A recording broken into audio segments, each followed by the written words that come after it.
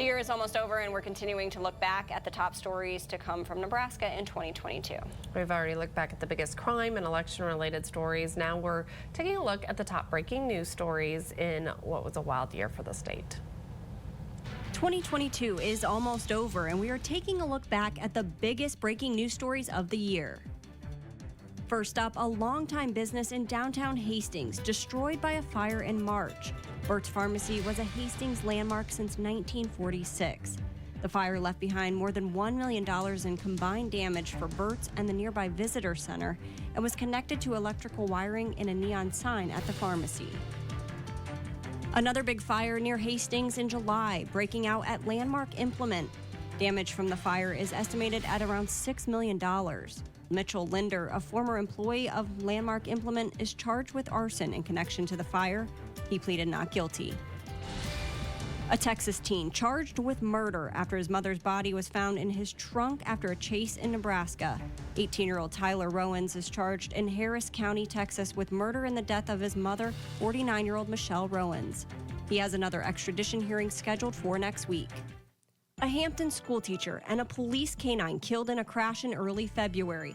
Authorities say a suspect in a pursuit had gained control of a patrol unit which had York County Sheriff's Canine Nitro 2 inside. The suspect later crashing into Kyle Ediger, who was waiting for a train to pass. All three died.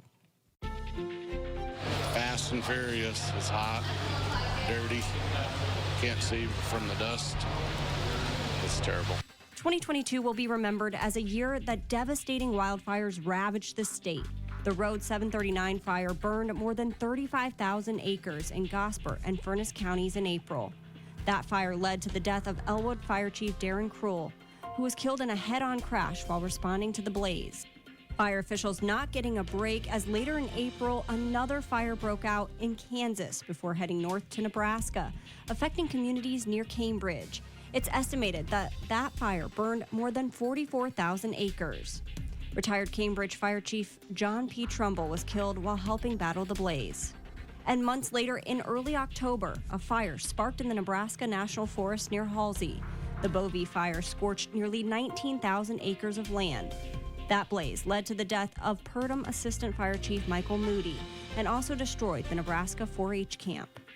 And it wasn't just fires. People in the Grand Island area woke up on the 4th of July not to fireworks, but instead to damage left behind by a tornado. That tornado damaging homes in both Hall and Merritt counties. Nebraska football was back again in full swing this year. While the season was lackluster, there was no shortage of news coming from the Husker program. Nebraska head coach and former quarterback Scott Frost was let go after starting the season 1-2.